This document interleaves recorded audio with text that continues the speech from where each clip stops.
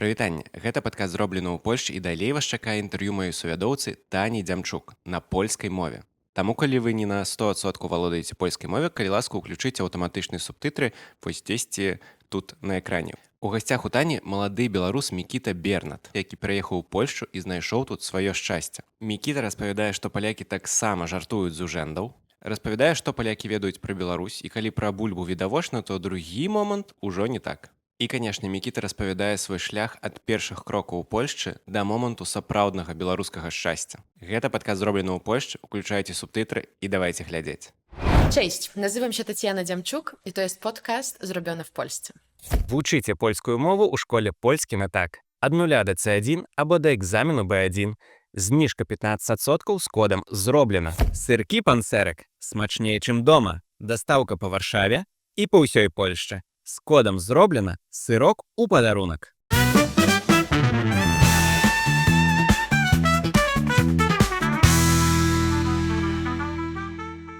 Cześć.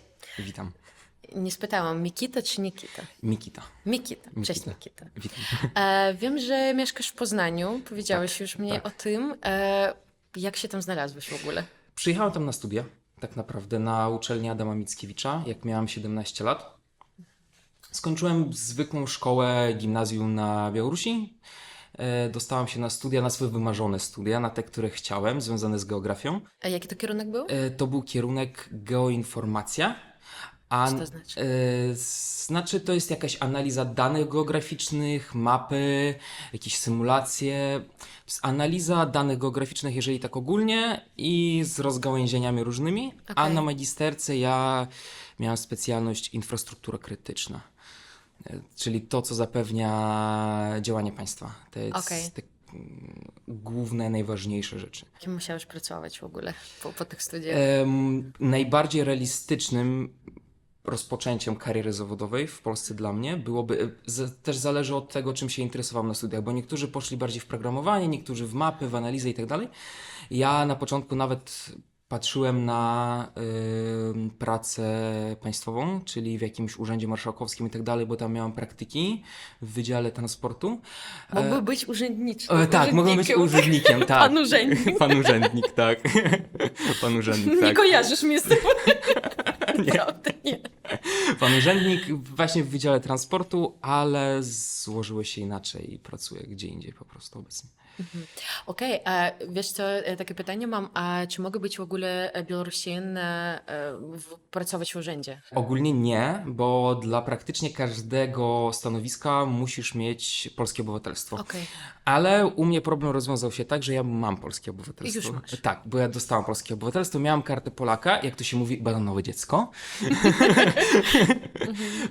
Miałam kartę Polaka, dlatego moja droga do obywatelstwa była krótsza, dlatego jakby ten problem był rozwiązany. I jednak mam pewne wątpliwości, czy posiadając jednocześnie białoruskie obywatelstwo nie sprawiałoby to problemów. Nigdy nie badałem tego tematu też, dlatego też nie powiem, ale z tego problemu akurat nie było. Powiedziałeś, że to była taka droga marzenia do tych studiów. Tak. A jak się w ogóle tak stało? Stało się tak, jeżeli tu są dwie płaszczyzny, geografia i język polski.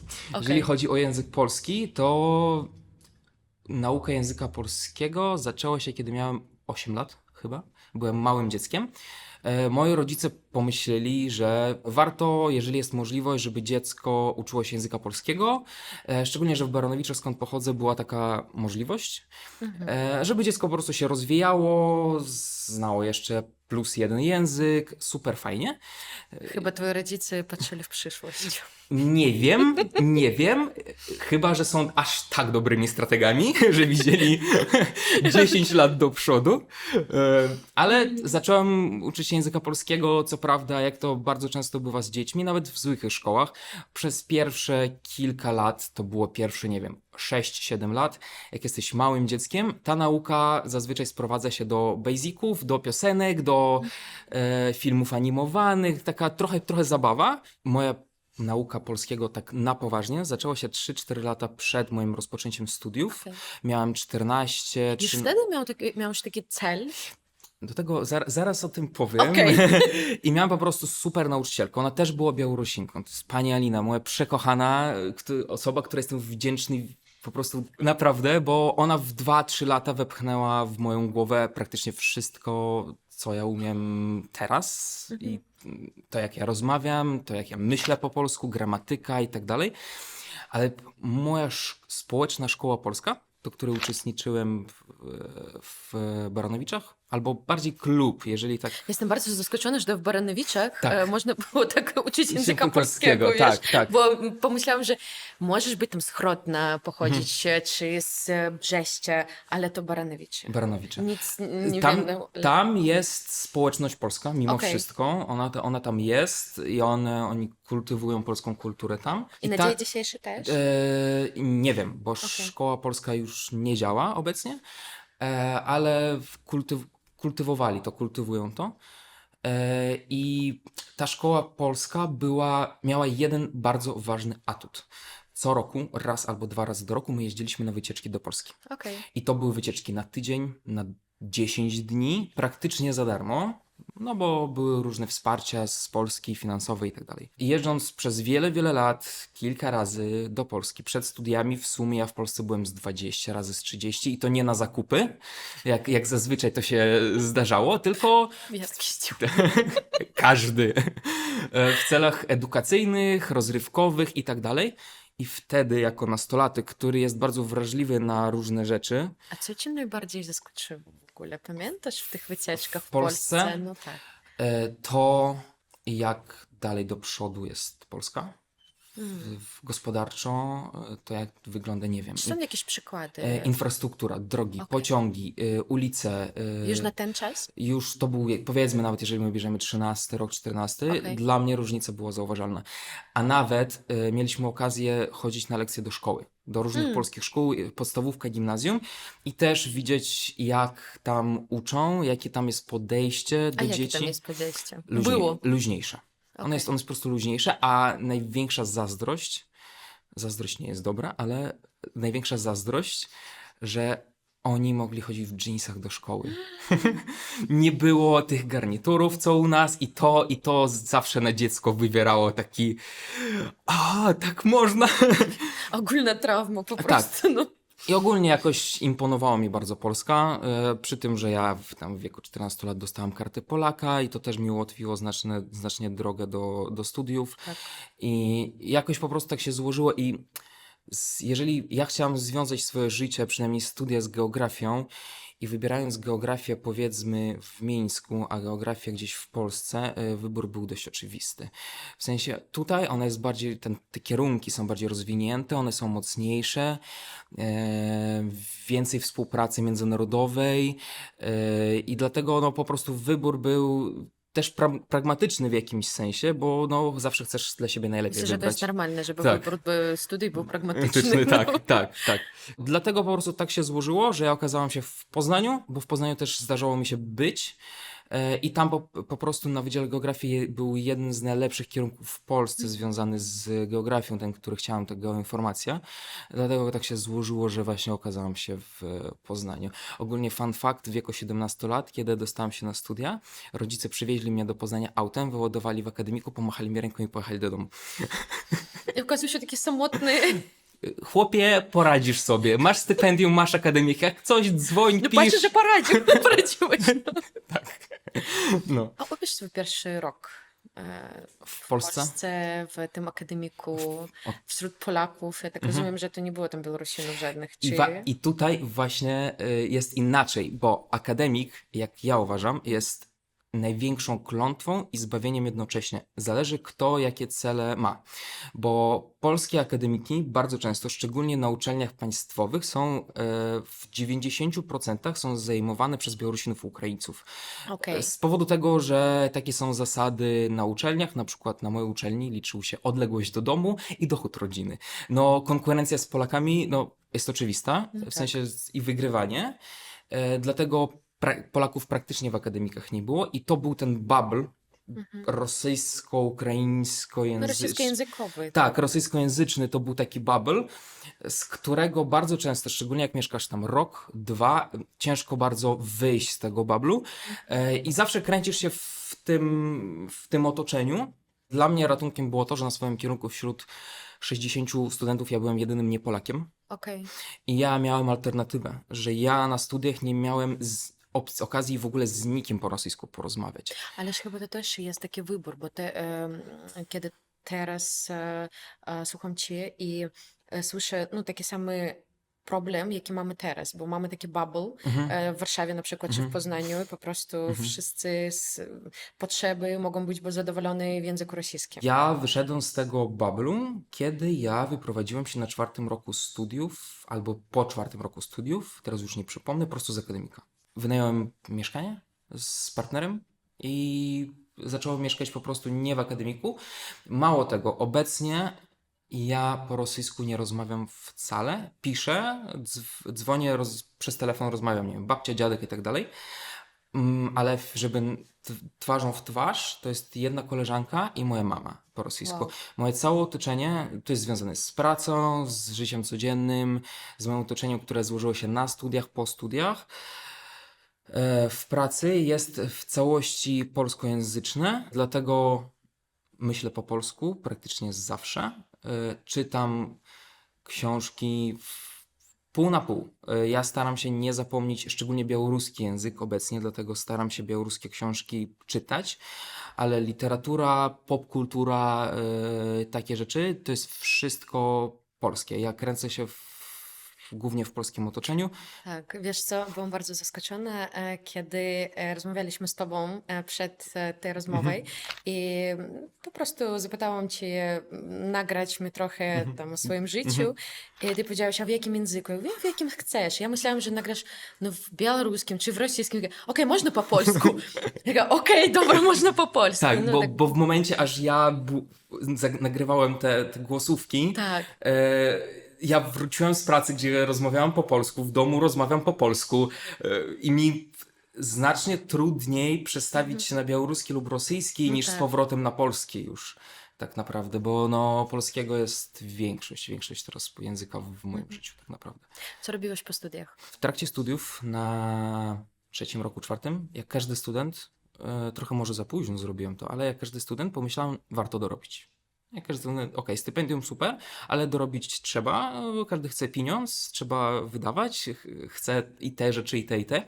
Szukałem sobie pracy, taką na pół etatu, znalazłem pracę w jednej największej firmie obuwniczej w Polsce i wszystko zaczęło się od 50-60 godzin miesięcznie na umowy zlecenia, przyjść dorobić, pomóc klientom, wyładować towar, whatever, klasyczne rzeczy w handlu, ale jednocześnie myślałem nad z pracą po studiach w zawodzie. No tak. To jest oczywiste, no po co na studia szedłem? Okej, lubiłem to też dla siebie studiowałem w dużym stopniu, ale planowałem.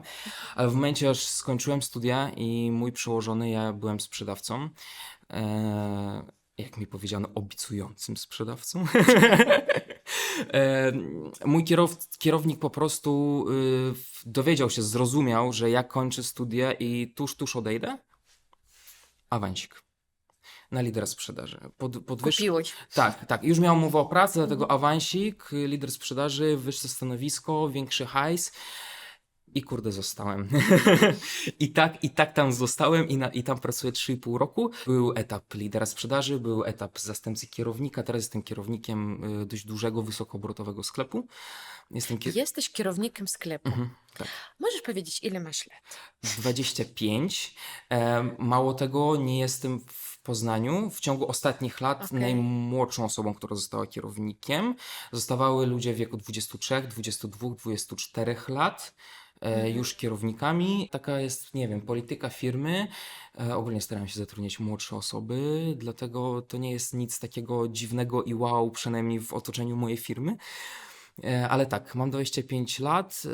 Jak zostałem kierownikiem, miałem 24, bo właśnie niedawno miałem 25. Czy miałeś jakieś problemy z tym, że masz jakiś akcent, że jesteś Białorusinem, w ogóle jakieś gapy, ale nie w sprawie wieku, a w sprawie kulturalnym, nie wiem. Albo języku, Albo języku, no.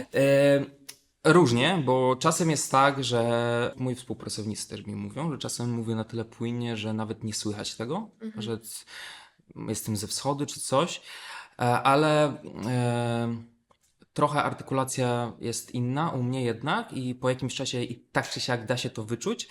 Ja mam taki żart, że jak ktoś coś zauważa, ja mówię, ja jestem z Podlasia. Wykorzystasz ten...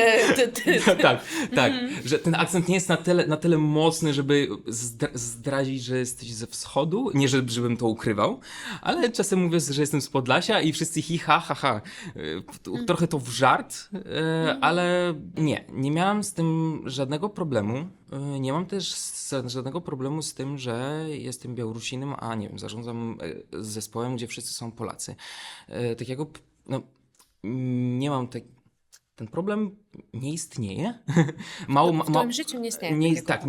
Nie istnieje. Możliwe, że on istniał na początku, pierwszy, drugi rok studiów, A kiedy... czy przypominasz jakieś historie czy momenty z tym związane? Jak to było u ciebie doświadczenie? O dziwo, żadnej, jeżeli to można nazwać ksenofobią, z żadną z ksenofobią ja nie miałam żadnej styczności w ogóle ze strony Polaków, nigdy. Mało tego, moje środowisko jest dość wspierające, nawet w pracy, bo na przykład na studiach, to jest bardzo dobry przykład, na studiach, kiedy ja byłem na pierwszym roku. Oczywiście, że no imię, nazwisko jest takie, że wszyscy wiedzieli, no Polakiem chłopak nie jest. No jakby nie oszukujmy Jakie się. masz nazwisko? Bernat. Chociaż nazwisko jest spotykane, Ale białoruskim też to się nie... tak. Znaczy po rosyjsku to brzmi Biernat, ale w transliteracji wychodzi na to, że jestem Bernat. Ale Mikita, no w Polsce, no to nie jest No polskie imię. Tak. Dlatego no to było wiadomo, że no, nie jest chłopak z Polski. I ja miałem na przykład bardzo przyjemną sytuację kiedyś na pierwszym roku studiów u jednego pana doktora, kiedy po kilku pierwszych zajęciach on zawołał mnie po jakichś zajęciach i mówi mi, widzę, że radzisz sobie nieźle, ale czy u ciebie jak z polskim językiem, zaswajaniem w języku polskim, bo studia miałem w języku polskim i egzaminy, wszystko jest w języku polskim, ale on powiedział, słuchaj, jeżeli ty nie czujesz się zbyt pewnie jeszcze w języku polskim, to na moim kierunku ja mogę ci zaproponować lektury w języku angielskim. Zaswajanie w języku angielskim. Jeżeli chcesz pisać jakieś referaty, eseje, to możesz pisać w języku angielskim na start, jeżeli to tobie będzie łatwiej. I naprawdę to bardzo doceniłem. Takie podejście, że nie, że nie umiesz i tak dalej, tylko no, to jest bardzo mocne wsparcie. I ogólnie na studiach też ja bardzo często spotykałam się ze wsparciem ze strony profesorów, doktorów, którzy naprawdę starali się pomóc, podpowiedzieć jakieś dodatkowe lektury, albo jakąś terminologię, albo nawet przymykali, jak pisaliśmy eseje, to były przymykane oczy na jakieś takie drobne błędy gramatyczne. Oni widzą, że po prostu sens jest dobry, że człowiek myśli dobrze, pisze dobrze, okej, są jakieś drobne błędy gramatyczne, ale okej, może być. Dlatego mnie w pracy też nie, mało tego, moja przełożona, moja kierowniczka bardzo interesuje się i wspiera mnie też. Czuję po prostu słownie, że ona jest bardzo ciekawska i to jest bardzo przyjemne. Jest bardzo ciekawska też mojej historii, mojej Twoje historie... emigracji, mojej historii życiowej, że tu studiowałem, a tu jak polskie obywatelstwo dostałem i to piekło biurokracyjne w urzędach i takie rzeczy. Zawsze chętno o tym pogadać, posłuchać i no to też... Co ona o tym myśli? O tej sytuacji, którą mamy teraz. Teraz nie rozmawiamy o różnych sytuacjach, po prostu skupiamy się na pracy i może na bardziej neutralnych tematach, ale no Polacy też wiedzą jak to się dzieje, jak jest w urzędach. Polacy też mają milion memów o urzędach i urzędniczkach, wystarczy odpalić TikToka i przeskrować sobie 3 TikToki i już będzie coś z urzędu, jakiś żarcik.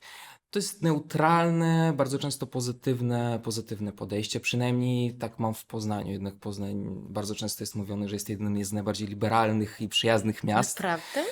Tak. Ogólnie w Poznaniu, przynajmniej młodzież, my tak czasem mówimy, że Poznań to jest takie najbardziej liberalne, mało tego takie lewicowe, progresywne miasto w Polsce. Może nie... Większość z nas nie było w innych miastach, nie wiemy, ale mamy taką renomę wśród nas samych i nam to pasuje. Że Poznań jest Przyjazny, liberalny. liberalny. Tak.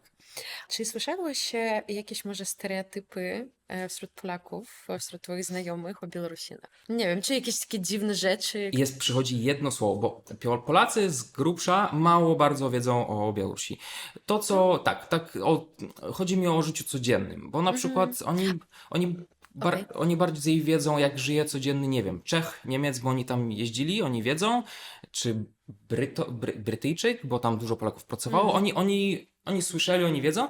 O Białorusi przynajmniej z tym, co ja się spotkałem, Tak, twoje doświadczenie. oni wiedzą bardziej od tego, co im mówiono w wiadomościach, to, co oni gdzieś widzą w świecie wirtualnym, w telewizji. Pierwsze słowo, które przychodzi do głowy i na przykład to, z czego bardzo często żartują w moim otoczeniu, bardzo miłe to jest, ale klasyczne klisze ziemniaki.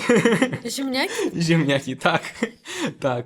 Ziemniaki, tak. Takie bardziej basicowe, nic dziwnego, ale ziemniaki i w ogóle, Myślę, że ale musimy coś z tym robić, wiesz? tak. Jakieś tak. tylko renomę stworzyć o Tak. naszym kraju. Czasem mówią, słyszę, że też żartem oczywiście, żartem.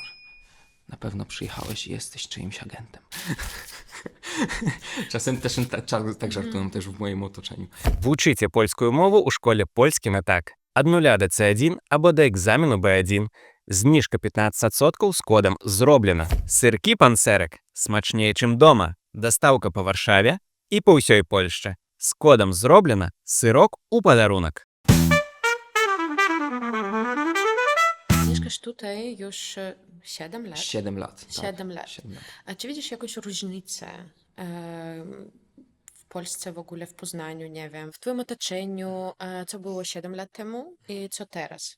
Różni się moje nie współpraca, tylko moje relacje z moim otoczeniem, bo w momencie, że ja przyprowadziłem się do Polski, jednak różnica może nie tyle w mentalności, ale w kulturze, czyli ty przyjeżdżasz do Polski, ty chcesz nawiązać rozmowę o czymś, nie wiem, small talk i tak dalej, ale ty nie znasz ich popkultury bardzo często, ty nie znasz ich, nie wiem, memów, to czym żyją, bo ty tylko przyjechałeś i to bardzo często może sprawiać problem, bo o czym zagadać? No tak. O czym zagadać? Jakieś może wskazówki, wiesz, na przykład ktoś z naszych widzów chce jakąś relację, zbudować relację z Polakami, co muszę wiedzieć? Białorusin, który przeprowadził, nie wiem, przyjechał do Polski i bardzo chce nawiązać te relacje. Słuchajcie polskiej muzyki. Polska muzyka, Polska okej. muzyka. Polecasz, nie wiem, kogoś? Ja jestem osobą, która słucha pop muzyki Okej. głównie. I u mnie pop muzyka polska to jest takie najbardziej znane obecnie polscy artyści, zespoły, czyli nie wiem, Dawid Podsiadło, Kaśka Sochacka, Sanach. To jest to, co każdy Polak zna. Także jeżeli trafiacie na wesela, warto posłuchać sobie disco polo, żeby wiedzieć po co tańczyć. Każdemu polecam utwór Długość dźwięku samotności grupy Myslowic, bo moim zdaniem to jest legendarny absolutnie utwór chyba z 2000 roku, który jak chyba nic, przynajmniej wśród moich przyjaciół, łączy pokolenia w tym kraju. Okej. Także to jest to coś, co też zna każdy i w wieku babci, i rodziców, i w naszym wieku. Każde pokolenie. Okej, muzyka. Co Muzyka. jeszcze? Książki. Książki mimo wszystko pomagają zrozumieć polską rzeczywistość. Czy są tutaj jakieś rekomendacje? Ostatnia książka, którą zacząłem czytać, ale jeszcze jej nie skończyłem, ale która jest bardzo znana i trochę odzwierciedla polską mentalność. To jest książka Olgi Tokarczuk, polskiej noblistki ostatniej, Prowadź swój pułk przez Kościół umarłych. Książkę polecała Dua Lipa, mimo wszystko. Miała rozmowę z Olgą Tokarczuk i to jest też poleconko nie tylko ode mnie, ale też od Dua Lipy. Dlatego bardzo polecam, bo fajna, to jest lekkie dość do czytania.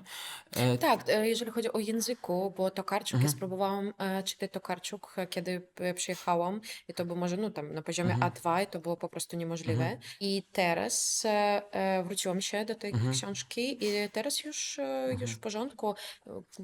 Teraz czytam dzień nocny, o Boże, nie pamiętam, dzień nocny dom, coś takiego.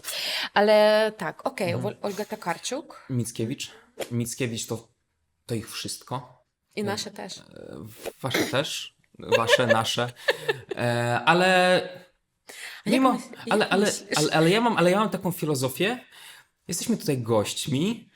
Chcecie, żeby było, że jest to wasze? Dobrze, jest wasze. Nie będziemy się kłócić. Po białorusku. Jest wasze. Twoim Okej. zdaniem jest, jeżeli my tu mieszkamy, to musimy oddać tego Mickiewicza. Niekoniecznie oddać, ale się nie wykłócać po prostu o to. Możemy uważać Milczenie nasze. to nasze wszystko. Białoruski aksjomat. Milczenie nasze wszystko. E, ale no, Mickiewicz jednak, no, duma narodowa, no, mimo wszystko. Oczywiście. Dziady i tak dalej, to jest to, co też warto przeczytać. A szczególnie bardzo pomaga, jak uczysz się języka polskiego. Jednak Mickiewicz, on może wydawać się bardzo trudny do czytania, ale warto. Ja, jak byłem nastolatkiem, bardzo lubiłem Krzyżaków Henryka Sienkiewicza, ale czytałem go w tłumaczeniu na białoruski. O, okej. O dziwo, znalazłem w szkolnej bibliotece Henryka Sienkiewicza po białorusku, Krzyżaków i byłem w niebo Baranewiczach? Tak, w swojej zwykłej szkole. Byłem pod wrażeniem. Henryk Sienkiewicz super. Jeżeli Wisława Szymborska, Czesław Miłosz, nobliści, to jest jakby też poezja, to jest też ważna część. Też poezja polska, taka klasyczna, też pomaga bardzo zrozumieć, jaki polski język jest piękny w tym wydaniu. To też polecam. Polecam właśnie takie bardziej klasyki. Okej, to słuchamy muzykę, czytamy książki. Czytamy Cześć. wiadomości po polsku. Wiadomości. Polskie wiadomości. Nie będę tutaj polecał żadnych może stron, żeby nie być jakimś To politycznie jest podcast o niepoprawnym. polskiej polityce. ale Okej. Ale jak chcesz. Tak, ale ogólnie polskie wiadomości, ale tak naprawdę polecam każdą stronę. Polecam TVN, TV Republika, Onet, Okopres polecam. To jest tak Okopres bardziej z mojej strony już prywatnie, ale poza tym te z różnych TVP, TVN mają wszystkie te kanały czy portale mają swoje strony internetowe. Można po prostu poczytać albo tam też posłuchać. To też pomaga to rozwijać język mimo wszystko. Seriale. To jest też, bo seriale to są nowe książki, jak bardzo często się mówi. Jest bardzo dużo super polskich seriali. 1670, który jest bardziej taki popowy i tak dalej. Zgadzam się. Ale tu będzie troszkę mniej popularne może albo mniej rozpoznawalne przez nas, bo jednak o 1670 piszą wszyscy wszędzie No to bo zawsze. Netflix to dobry bo Netflix. marketing. No. Moje osobiste polecenie, żeby zrozumieć polskie memy, polskie żarty, polską kulturę i polską korpokulturę, może właśnie w żartobliwym wydaniu, polski The Office. Polskie Który to doczekał się teraz 4 albo 5 chyba już sezonu, obejrzałem wszystkie. I po 7 latach, po 6 w Polsce, kiedy już rozumiem mentalność, żarty, wszystko, leżałem ze śmiechu po prostu. W sensie genialne. Dla mnie absolutnie fantastyczny serial. Polecam, bo też on bardzo dobrze pokazuje w sposób nieobrażający, może troszkę, ale żartem, różne strony polskiej mentalności, konserwatywną, liberalną, jakie są myśli, jakie są stereotypy o każdej stronie, o młodzieży polskiej i tak dalej. On jest bardzo lekki i dobry dlatego, żeby poznać takie najbardziej typy polskich, po prostu polskiej codzienności też. Powiedziałeś kilka minut temu, że trochę już rozumiesz mentalność Polaków. Co nas różni? Ale tu będę mówił o dzisiejszej polskiej młodzieży. Bardziej globalistycznego, to jest oni są bardziej globalistyczni niż my. No bo polecieć na weekend do Budapesztu, albo do Londynu, albo na Teneryfę, to jest normalne, albo nie wiem, albo na Maltę. Dla nas trochę to jednak zawsze było wyczynem trochę. Oni bardziej są doświadczeni w sprawach podróży, świata, który ich otacza, innych kultur, możliwe w praktyce i przez to Tylko inne postrzeganie świata trochę chyba. inne postrzeganie świata i to jest bardziej lekkie postrzeganie świata. Okej. Bardziej luźne postrzeganie świata i rzeczywistości. Mniej przejmują się tym, co dzieje się na świecie. Mniej stresu spowodowane, chodzi o młodzież. Na przykład dla większości, no, pracuję też z 20-latkami i na przykład ja mam 25, oni mają 20-19. To nie jest jeszcze całe pokolenie, bo pokolenie to są 23 lata Tak. różnicy, ale to są Kompletnie inny. kompletnie inna, troszkę inna rzeczywistość już, bo rozwój jest tak szybki, że interesy są całkowicie inne, ale oni są mniej skupieni na polityce. Oni są świadomymi obywatelami, chodzą na wybory, frekwencja to pokazuje. Oni może interesują się wiedzą swój wektor polityczny, ale nie rozmawia się o tym zazwyczaj tak na co dzień, przynajmniej wśród młodzieży. Bardziej ich interesuje, że kurde, do Poznania na Bittersweet przyjeżdża to model i lord, niż to coś, co powiedział prezydent lub premier. U nas jednak, mi się wydaje, nie wiem, w moim dzieciństwie, w moim nastolatkowym, polityka to był taki temat numer 1 bardzo często. Tu młodzież nie do końca tym się interesuje. Oni jeżeli podchodzą na przykład do własnej edukacji, to nie znaczy, że mniej odpowiedzialnie, Okej. ale to znaczy, że uczelnia, bo u nas uniwersytet ma być, bo dyplom ma być. Bardzo często możemy spotkać się na Białorusi z takim podejściem, no bo studia wyższe. Chyba, Tutaj ja zaczynałem studia w wieku 17 lat, wszedłem na pierwszy wykład, obok mnie siedzą chłopacy z brodami, którzy mają po 29, Serio? którzy zrobili sobie po szkole, po technikum gap 10-letni, bo chcieli znaleźć siebie zawodowo i nagle dopiero w wieku 29 lat, nie od razu, im do głowy przyszło to, że a może jednak studia. Nie ma parcia na to, dlatego oni mogą zrobić sobie przerwę, oni mają czas, żeby odnaleźć Jak w siebie. Stanach chyba. Troszkę możliwe, że to jest coś Kiedy podobnego. gadam z ludźmi, którzy mieszkają w Stanach, też o tym powiedzieli, że ludzie różnego wieku są na uniwersytetach i to jest... Tak. U mnie też różnica była 10 lat, w sensie 17, 29, 20 lat, tak, przepraszam, 12. 12 lat, no to jest spora różnica. Albo ktoś chce przyjść, nie wiem, douczyć się, bo drugie studia w wieku jakimś tam, zachciało się.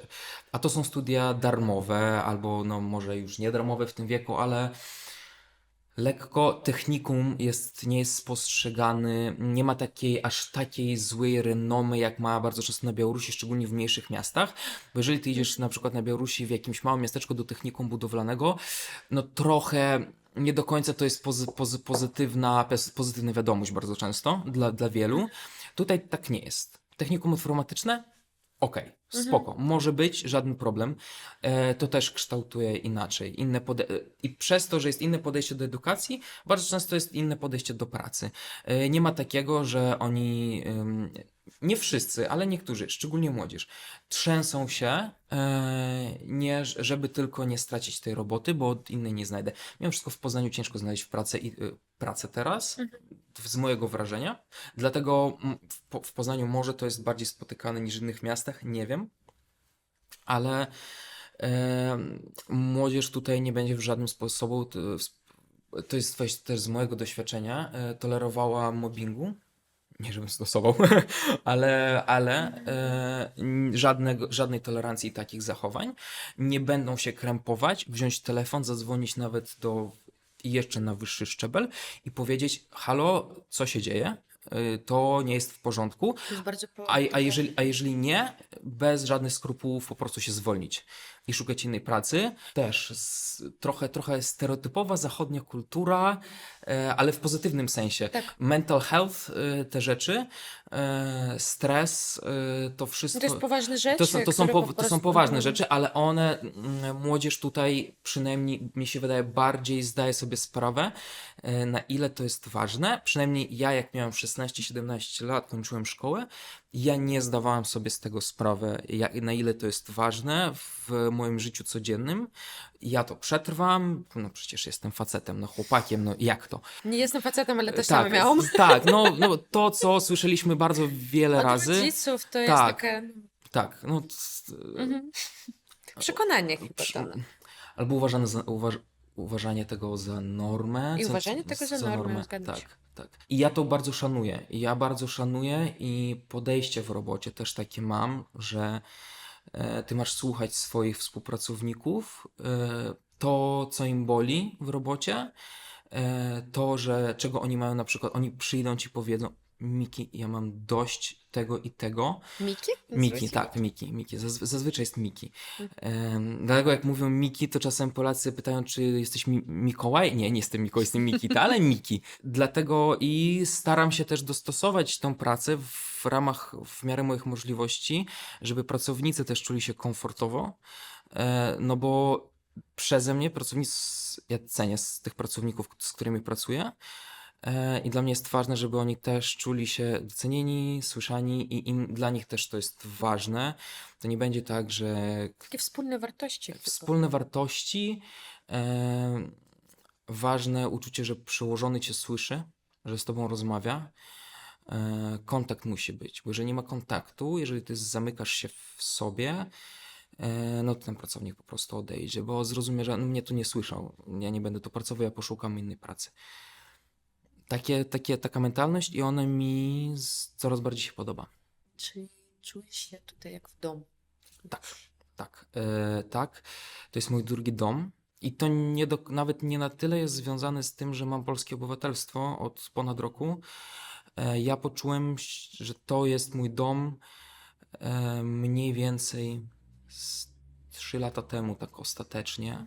Pamiętasz, kiedy to było, jak się to stało? To przyszło samo. Ja zrozumiałem, że ja czuję się tutaj tak i mam tutaj to, co chciałbym mieć w swoim życiu, że tu czuję się dobrze, że ludzie mi odpowiadają, społeczeństwo mi odpowiada jak najbardziej. Moje grono przyjaciół, znajomych jest super, znalazłem swoich soulmates tak zwanych. Po prostu się złożyło. Po prostu się złożyło. Relacje międzyludzkie się złożyły bardzo dobrze. Czuję się tu słyszany. A jakie to jest zadowolenie, kiedy możesz pójść na wybory i zagłosować tutaj? Nie wiem, o czym ty mówisz. To jest dopiero. Zaistro. To jest dopiero. Miałem pierwsze wybory za sobą. Gratuluję. To jest niesamowite uczucie. Jaki białoruski ekstaz, po prostu możesz Tak. iść na wybory Tak. i głosować. I głosować, tak. Dlatego twoje po głosy prostu, są policzane. po prostu tak. I ja czuję też, że ja jestem tu słyszany. I że ja poczułem się w tym kraju doceniony, że mi nigdy tu nie blokowano drogę dalej. Jeżeli ja bym chciał gdzieś się dostać, nie wiem, w karierze, życiowo, w edukacji, tak się złożyło, takie były warunki, ale też nie wiem, czy to jest moja zasługa, czy społeczeństwa, może wszystkich naraz, że czułem się, że tutaj drogi są otwarte przede mną. Jestem tu szczęśliwy, mimo wszystko. Bardzo ci dziękuję. Dziękuję również.